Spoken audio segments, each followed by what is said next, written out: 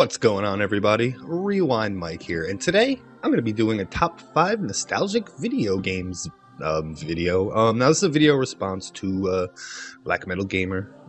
So I believe he was tagged by another one of my friends, BioPhoenix, who also has a YouTube channel. I'll link both of them down below. But yeah, pretty much I didn't quite know how to pick these. It was very overwhelming at first when I was like, oh man, top 5 nostalgic games. How do I do this? And then I thought about it. I was like, you know what? It's not that hard. I went in my closet. You know, I looked at my games, and it's going to sound weird, but basically allowed the games to call to me. So, you know, I just sat there and looked at them for a second, and, you know, every couple of games I looked at, anything that made me crack a real big smile, or something that had really good memory, or, you know, something I've tried to beat a lot.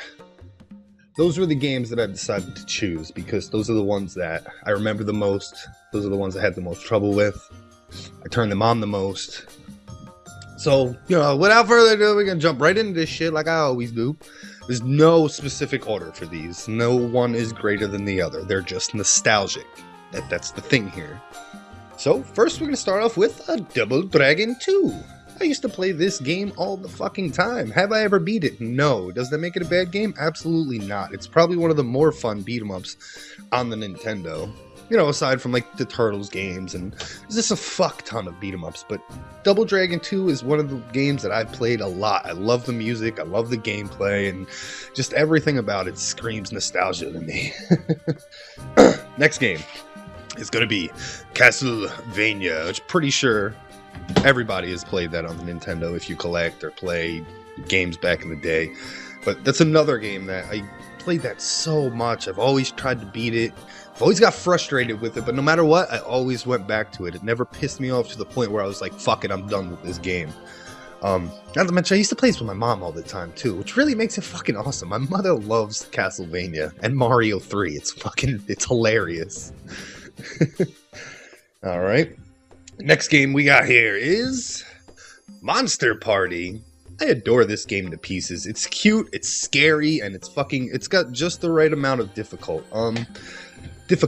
sorry. Now, the hardest thing about the game is you need to literally finish each stage in one life. So there's like 3, 4, maybe sometimes 5 bosses on each stage. So if you're not powered up or you're not collecting life pieces, basically, you kind of need to grind in that game. You need to kill enemies, you need to make them reappear, kill them again, and you need to try to get all of your health back as quick as possible so that you can move on to the next boss and fight that, and hopefully win. And then next up, we have Startropics. Not gonna lie, guys, I actually enjoy this a lot more than the original Legend of Zelda. Mainly because I was actually able to fucking play this game, because they kind of told you what you had to do. There was direction given to the player. Now, when it comes down to Legend of Zelda 1, I didn't really have, you know, Nintendo power or anything like that, so if somebody wasn't telling me how to get through it, I kind of always came up to a point where you would come to a standstill, because I'm not... How do I know I gotta burn the fourth bush from the right? Just some of it is way too cryptic, but Startropics was very, very straightforward for what it was. Not to mention, the hero's name is Mike!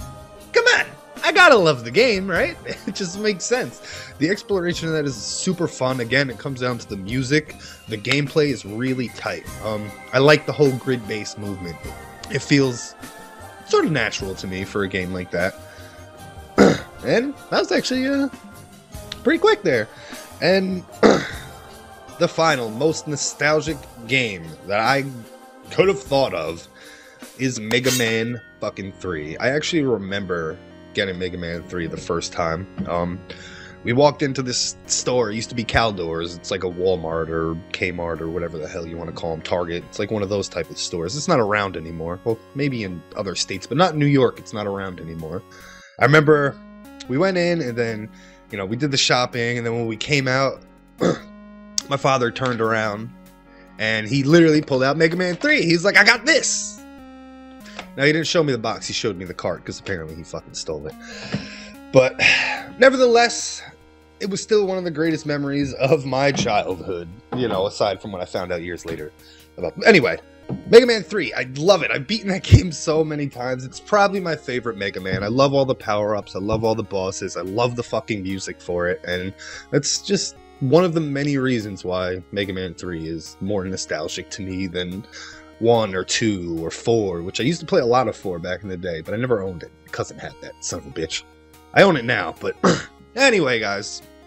Like I said, that was my top 5 most nostalgic games. Now, yeah, I know I didn't say much. I could have milked the fucking video, but that's not what this was about. This was a, quick top 5 nostalgic video.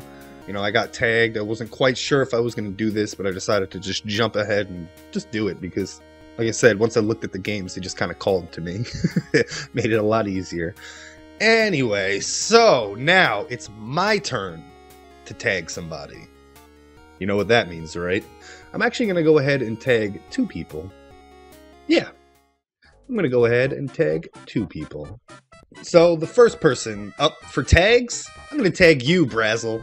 I want to know what your top 5 nostalgic games are. Now, you don't have to go crazy or overboard on them, but, it would be cool to see your list, too. I'm very interested in it.